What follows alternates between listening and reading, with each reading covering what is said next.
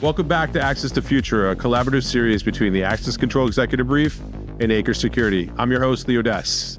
Throughout the series, we've been unpacking the forces reshaping access control and security. In episode 1, Kumar and I set the stage with a shared vision for the future. Episode 2, Justin revealed how customer expectations are redefining what we build and how we serve. In episode 3, Steve and I explored talent transformation reshaping organizations. Sarah then joined us in episode 4 to explain why security is becoming a platform, not just a product. And in episode 5, Jeff took us through a deep understanding in the role of data and AI empowering next generation of security solutions. Today, we're going to shift gears a little bit, and we're going to take a look at some of this practical, but yet disruptive.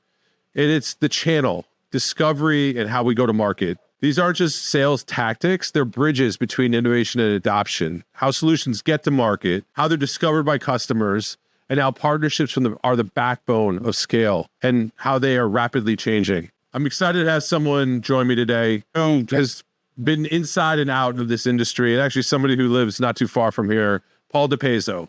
Paul has a decade of experience in channel development, strategic partnership, and scaling go-to-market operations in the physical security industry. He's been at the front row of many companies bringing products to market and how these approaches need to adapt to the new business models, technology, and customer expectations. Paul, welcome to the show. Before we dig in, give us a bit of your background and how you came to specialize specifically in the industry, but you're an expert in channel strategy, go-to-market models, et cetera, in the security industry. Let us know, what's your background? Yeah, thanks for having me, Lee. I appreciate the time and the opportunity. This is, I can't believe I'm actually on my 35th year in the industry, going back to the early Honeywell days, and then a little bit of time with Simplex prior to when they were doing access control, and then over to Demco, which was the beginning of my time back at Honeywell. So from a Demco, obviously the acquisition of Honeywell, and I guess a combination of 16 years over at Honeywell. I had an opportunity to run the video and access control channels within North America, and then that parlayed into the opportunity to be over at Linnell and do the same thing there. And then it got interesting after that because I rolled the dice, took the risk, and went back into the entrepreneurial space, which I kind of started very early in my adult life, and had the opportunity to join Sam Shalaby and be a business owner within Phoenix, which, back then nobody had heard of, and consistently people would say, oh, is that where you're based? Nope, that's the product name and the company name. And we, eventually played that out over the course of 8 years or so, and that worked out really well from the access control in the cloud space. And then obviously Acre made the acquisition then. So I spent a couple of years elsewhere, and then had an opportunity to come back to Acre and be a part of this program now. So pretty excited about being back and where the channel's going and where the industry's going. Yeah, speak of that, if you don't mind, because you don't see a lot of boomerang in our industry, if you would, but you do see it in other ones. I mean, so can you speak a little bit like how is it? Because you were intimately there with Joe and that team, and then now Triton's there. What's it like coming back? I'm sure you put the jacket on, it fits still, and there's some similarities, but there are some changes. What's it been like? Yeah, it's a great question. And I left just because I had a wonderful opportunity with something else at the time. But, coming back was really about the vision that was changing within the industry. Joe did a phenomenal job, obviously, with Acre itself. And then after his retirement and the board, what their strategy was, I think it was really a great opportunity to come back because I was sharing the vision of where they wanted to go with this, with the whole model here. And because of that, you're right, there's a little bit of a comfortable shoe that was going on. There's no doubt about it. But at the same time, we had to implement new processes, find a way to take multiple product offerings, how they actually interconnect, can they interconnect, and what do we do to serve the customers that have an incredible array of deployments out there? And so that that was somewhat new because we really weren't identifying that early on within the Acre model after our acquisition back in late 2021. So a lot of changes there, and we got a phenomenal team here. So there's a very strong focus of to best serve the customer with the right solutions, whether that be, by the way, an on-premise or a cloud-based solution. Yeah. No, I'm excited to see. You can see that things have changed, but I appreciate how Acre is leveraging the history versus using it as an anchor. It's actually using it as like propulsion to go out and to do it. So it's actually been fun to see. So you mentioned the customer. So this conversation is going to be, like we said, primarily around the channel and the evolution of it and what it means with what's going on. So they've been a backbone of our industry, the channel, for a very long time. But how do you see the role of the integrator, distributor, and partners evolving, especially as you look over the past 10 years, so the past decade? Mhm. How's it evolved? Yeah, there's no doubt there's been an incredible evolution that's been going on. And companies they've been able to adapt for the most part. There are a lot of companies that actually haven't, and you can see they are no longer prevalent in our industry anymore as well. So those that were adapting, again, we started Phoenix back in 2014, really coming out of the gate with the product and solution, even though it started being built a couple of years before that. When we look at the models and the way things were changing, I would say the first couple of years after we came out of the gate, we didn't see a lot of evolution going on. People were doing things the way they always had. But when we started to see the end user, which I think is obviously ultimately the driver with all of this, adapting and with more cloud-based back-end systems that they were doing, that forced our industry to really change and adapt as well. So they were bringing on people that may not have had industry experience, but they had IT understanding. They had the understanding of the end users and what was important to them. So what I saw was the manufacturers as well as distribution models, changing the personnel that they had, the way that they were going to market and their strategies, because they had to adapt. They had to change. Yeah, no, especially so if we talk about a little bit of this, some of this stuff is, always been sort of coined as sort of modern business models because reoccurring revenue, you talked about cloud, there's a service driven change that's happening when these types of systems go in of how they function and doing that. But how is that this change? What would the expectations of the channel like? Well, how have those changed based off of the things that have come now in this sort of modern business models? Yeah. Well, now what you have the ability to do is you're not selling. I'm not saying the service agreements aren't going out quite as prevalent, but they're actually all intertwined within what you're doing within the evergreen platforms that you're choosing and evolving with. So now you can actually do a lot of those service standards remotely, right? So you don't have to physically deploy a truck to go out there. That's still an important factor because when we think about whether it's video or access or even intrusion, we still have a large prevalence of physical hardware that goes on site, right? Whether it's we have peripherals around the door, we've got pieces of hardware that still transact within the software, and even if it's cloud, there are things that need to send that information back. So there's still going to be a strong need for good technicians out there to understand the physical hardware, how things are wired up. But the ability to actually communicate with the customers and say, look, I got visibility to your system. Let me take a look at this and see how I can best accomplish and fix the issue or help with the service of what you're trying to get accomplished or make the changes that you need to have done.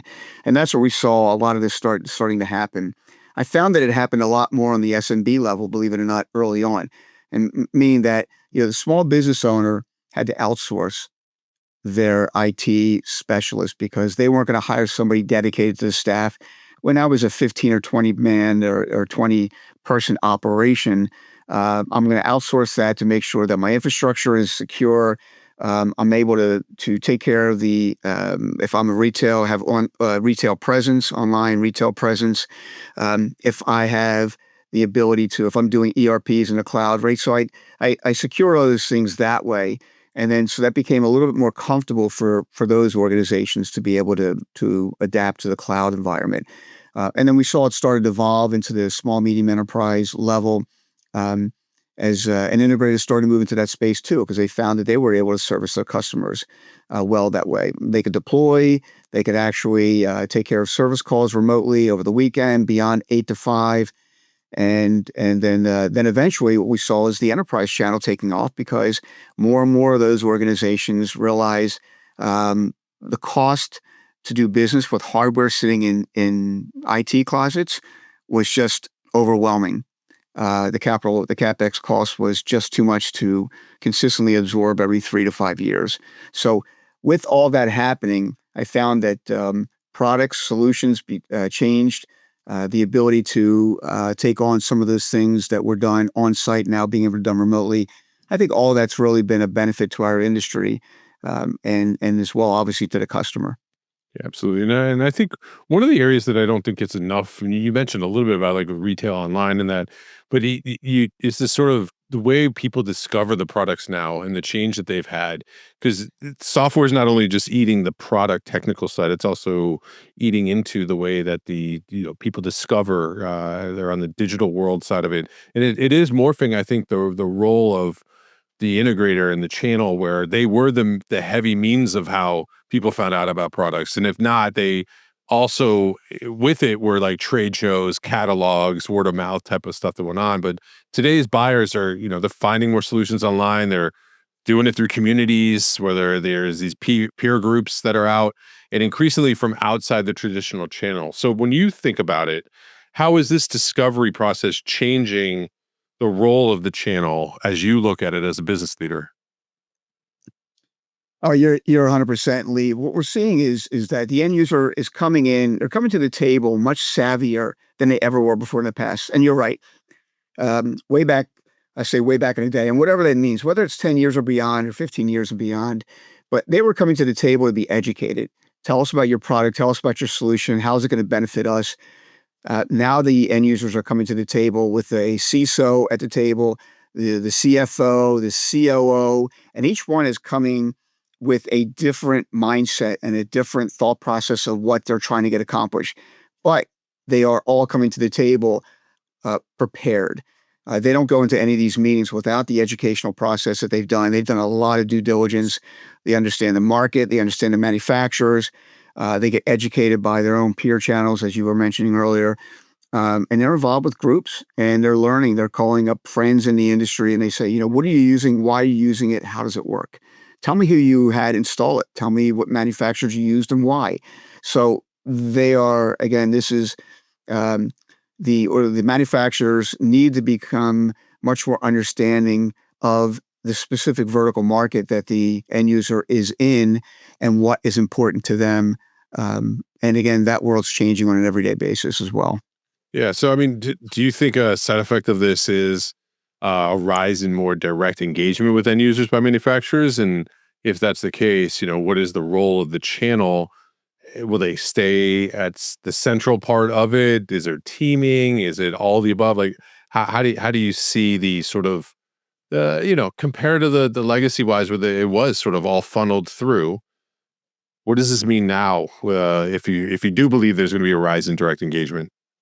Yeah. Yeah. I mean, let's face it, the market, the whole industry has been traditionally driven by a two-step distribution model, right? You had a manufacturer, you had the reseller, and then you had the end user. So that two steps sometimes has gone to a one step where the manufacturer is dealing directly with the end user. Now, what does that mean from the standpoint of their influence? Is it influential or is it there to solicit and sell direct, right? And we're seeing both models obviously in this industry rise more and more. We obviously, from an Acre standpoint, we're going to continue to 100%. We utilize a channel, and we believe it's important. I believe that the integrator channel is actually much more important today than it was years ago because I think there's a knowledge of what goes on within those walls at the end user level that the end users, the integrators are so directly involved with on an everyday basis. They're localized. They're deploying very, very closely. They've got office and locations within reach. So I think that engagement's much more important now than ever.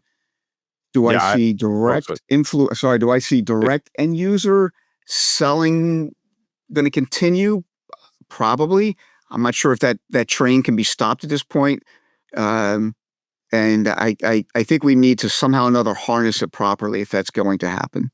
Yeah, my opinion is that I don't think it needs to stop because I think if we believe that the market is expanded and we also believe people are discovering different the rest of it, the opportunities have increased as well. And it's actually probably not a tail off of the business impacting the integrator.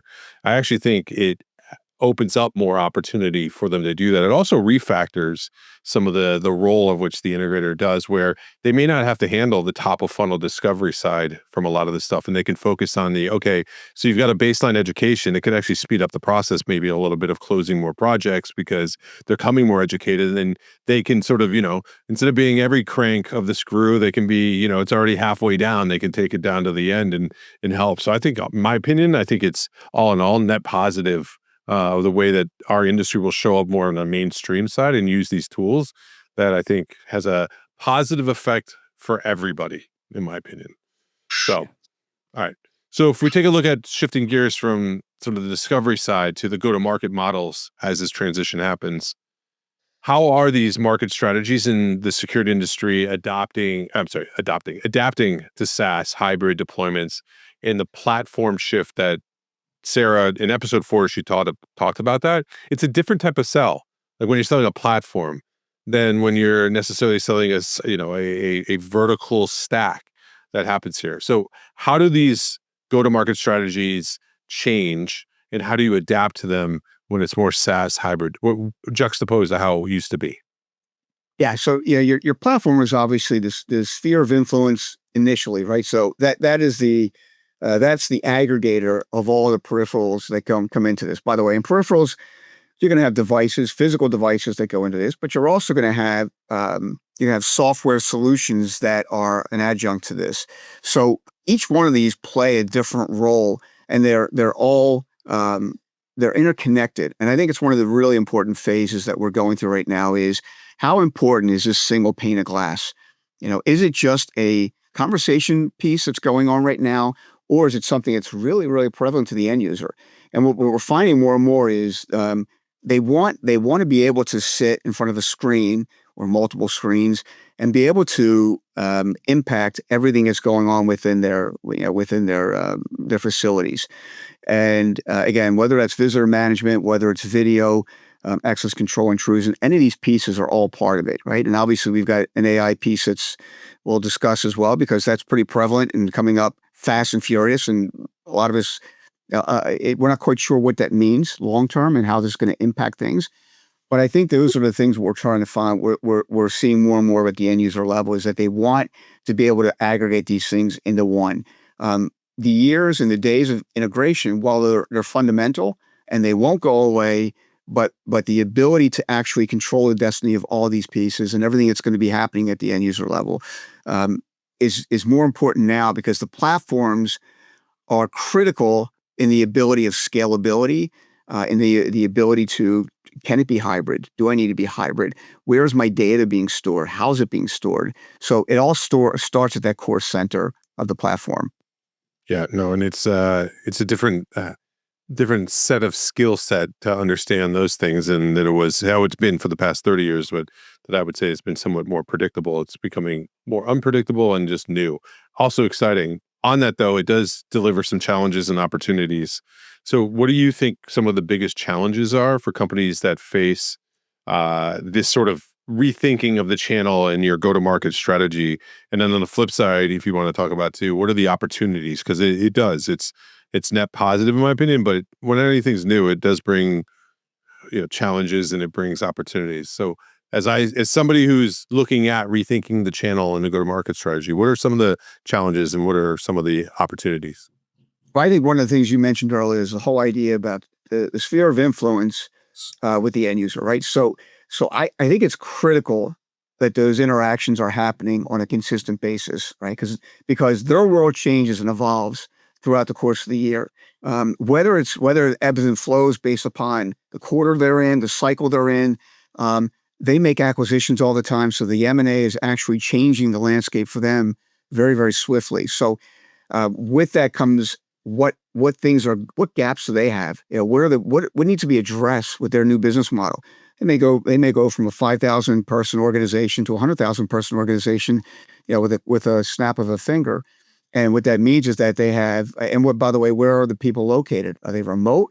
Or are they located in a particular geographical area? Is it multiple? Is it multi-geo centric? So with all those things that come into play, we've got GDPR. So now we got essentially so many things happening at once. So to have those engagements at the end user level on a consistent basis, even when things are going well, even when they're happy with it. Okay, what do you see on the horizon? What is coming with your organization? How can we address gaps that you started to see? What things have come up new? What issues are you addressing now? Can we address them with technology? Is there something out there we need to identify that we can create? Is there a software license that we need to add to what we currently do today, right? And it's one of the beauties of access control as a service or anything as a service, right? The whole SaaS model allows you to quickly pivot and the ability to add things or even fix things. You have an issue, how fast can it be fixed? The days before when you had to physically fix them, you go through QA process, then you have to give it to somebody in a truck and they're going to roll out there and they're going to actually physically install it. I mean, that could be gaps of weeks or months that happen, whereas now you could actually create the patch or the fix, and then download it, deploy it, and it's done the next time you actually open up the software. So as well as new features and functionalities. So I think those are the things that come into play more and more, and that's what we're seeing more. What we're seeing consistently at the end user level is I've got a changing world around me. I've got gaps that aren't being addressed by my current physical platform. And so we have to be very mindful of that. It also means that we have to have specialists within our organization that are asking all the right questions and also understand that model. Yeah, I mean, I think if I was to summarize what you're saying, there seems to be a different level of agility that is coming to the business. That is a positive because I actually do believe it delivers a lot more value to the end user in the end, with the ability to, instead of it being like, well, yeah, I know you're, a local small to medium sized business, and that this system was typically built for airports, and you're just going to use less of it, to now the ability to actually through software deliver a more vertical specific solution that solves more of their problems. Like there's a lot of value that could be created, a lot of happy customers, and frankly I think there's an ability for us to extract even more value out of the customer set that we currently have now because of it. So Yeah. We can parlay that easily into expanding our list of happy customers, no doubt yeah about it. and serve more, I think, in the end. So all right, so let's look a little bit into the future. Let's talk a little bit about like currently now. If you were to look, say, 2 to 3 years, which doesn't seem very far, but it's still for a lot with the change, the speed of change, a lot's going to change. How do you see the channel and go to market evolving in our industry in the next 2 to 3 years? Yeah, as well as we know, and I kind of alluded to it earlier, AI is actually, as we know, it can be incredibly influential in some way in fashion. I don't think we know what this is going to do right now, but I think what happens is that, like most things, they start at the consumer level. How are we using this within our own daily world, right? We talk to the phone, we get quick answers, we have things that can be, we take all the data and it's concise, it's information that we have at our hands on the fingertips. How do we actually use that and again help our end users fill the gaps that they have? What are the things that they want to be able to find faster? Time is such a precious commodity for all of us in so many ways that while we think we're actually, technology is helping to provide us with more time, what we're realizing is that it's actually um, it can be degrading, and we have less time because it's controlling more of our daily actions. We also have to stay one step ahead of what's going on out there. So if we're finding that people are, we've got hacks that are going on through new avenues. How do we actually protect the data? What new GDPR policies and procedures are going on? What regulations are now being pushed out there into the marketplace and actually forced upon us, and probably for the best, for the good. So how do we actually adhere to these things? So that's where we see the whole data and AI channel being so important, and how do we actually make sure that we're aligned with what that's providing. That, I think, is one of those things that we're just at the advent, and I don't think we know what we don't know. I think in the next year, this is really going to proliferate. What we see, it's going to happen over the next 2 to 3 or 4 years. Right. Yeah. I think the impacts that this thing had on our business, that changed, convenience and security, and people are like, really, I can do, just about anything in here. So it challenged the conventional wisdoms. I do think the AI side also, I do like around your efficiency side of what it can do. I think it's going to be a boon for a lot of our integrators, because the ability for them to service customers where they had to throw people at doing mundane tasks, I think are going to be able to be solved by this. And there's an efficiency play where you could actually make more money, probably be happier in the end, and be able to serve customers better. So I totally agree with you on that end.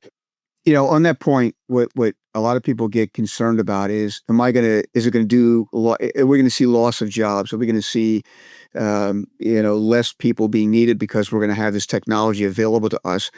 I think it's just the opposite.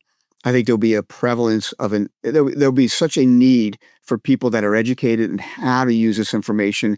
I think it's going to actually see an increase of jobs and capacities out there that we haven't seen before in the past. But that's all going to be based upon their ability to educate themselves, the ability to meet the end user needs. And I think by doing that, we can utilize the tools and the technologies to the advantage of us, but obviously at the end of the day, solving problems for the end user. Yeah. Well, that's why I think the sleeper success story in some of this is going to be, I actually think locksmiths from a channel standpoint become even more important, because AI is not going to be able to cut a strike, and having that expertise and the ability to add on the sort of integrator type roles of thing. I think there's an opportunity that comes from AI. If anybody, it would be locksmiths. So that's my opinion. And that's where the convergence of this space, and it's a great point, Lee, is that when you think about the last 20, 25 years, the person who physically goes out and cuts a lock and puts it in and cuts the strike. I remember Denis Hebert always saying, well, okay, I hear what you're saying all along, but at the end of the day, there's still a physical piece that happens at the door every day.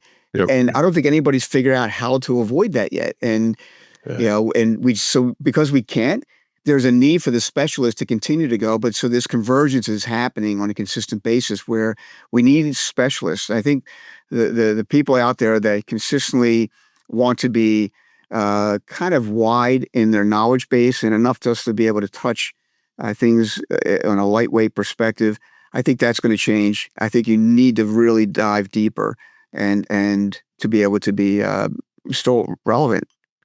Yeah, I agree. So, I mean, I think you just answered my next question too, which was going to be around sort of as we wrap this up, like, what is the biggest piece of advice that you'd have for somebody who's rethinking go-to-market, their approach and strategy? But it sounds like being open. I think, well, yeah, there are a couple of things. So I remember outlining this in a presentation many years ago with Phoenix, probably a couple of years into this, where I felt like we were really hitting a brick wall and people just weren't hearing what we were saying. It no longer back then was about the product by year 3. Product had already positioned itself. It was working. We were starting to get in some larger clientele, but we were finding that it was a lack of education and a lack of vision that was going on at that point. So I outlined a presentation and I just thought there were 5 things that was really important. One was a new mindset, right? You had to change the way that you traditionally did things. And then we also, for those that have been in the industry long enough, started to see integrators, some of those traditional integrators, fall off to the wayside. They were either getting bought much more rapidly and then their business model was changing internally, or they were just going away. You have to change things like your compensation plan. How do you actually position your people to go out and properly, sell the services and SaaS models that you want to deliver to your customers? You can't look at a chunk. If you look at things as a CapEx, that's always going to win out from a revenue standpoint. But is it really the best from an OpEx and putting cash, in your pocket from the integrator side of things? Training. Right. It used to be sales training, but now I think this is really about adaptive training and everything. You've got to be much wider in terms of how you cast your net as a person.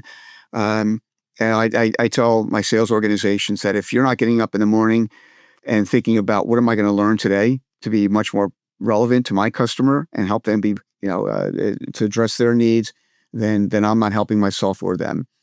And the fourth thing was operational processes. How do you actually change the way you've always done things? Do I have the right personnel? Am I set up properly? Can I remotely do things that need to be done? Can I do things on a weekend? Do I have call shifts? Do I need to have those things in place if I'm going to be taking care of my customers? Because more and more our end users are maybe not 24/7, but they're going way beyond just a normal work week. And then the last thing is just obviously choosing the right solutions that are out there, to deliver the content and the outcome that you're looking to do. Yeah, no, thank you. I mean, the goal of this was two things in my mind was A, to show that it's not just transformation that's happening on technology. It's that even the way we bring products to market and the way that we need to rethink the way that we're doing things, where it's got to meet at the same time. We can't just take the same practices that we had for the past 30 years and go do that. So I appreciate you sharing your expertise, and especially as been somebody who's been involved with sort of the evolution of our industry as it's gone on. I think you bring a level of expertise that I want to make sure people get out and they hear, and I appreciate you sharing that with us. I appreciate the time, Lee. And look, at the end, I think this industry has been really good to a lot of us out there, Yep. and I think we owe it to do the right thing to keep this industry moving forward. Yeah, well said. All right, so for our listeners, this episode, it closes out our exploration of the five major trends that we said were shaping the future of access control. We talked about vision, customer expectations, talent, platforms, AI, and today we did the go-to-market strategy. And it's clear that transformation is here, and the leaders who adapt across all these dimensions are going to help define the future, not have the future define them. But I'm excited to say we have one more episode, a special one that we're doing. It's actually going to be live in Austin, Texas, at Acre's partner event that they have coming up. I'll be there on stage. I'll be interviewing two people, Kumar, who you heard from earlier on, and a special guest who was discussed here is the former founder and CEO of Acre, Joe Grillo. The theme of the conversation is going to be about building the bridge from yesterday, today, and forward. It should be fun, and I'm looking forward to it. It's an honor to have the two of them do that, just like it's an honor to have you here, Paul, to do this. So thank you all very much for joining us on the Access to Future. I'm Odess, and I'll see you next time.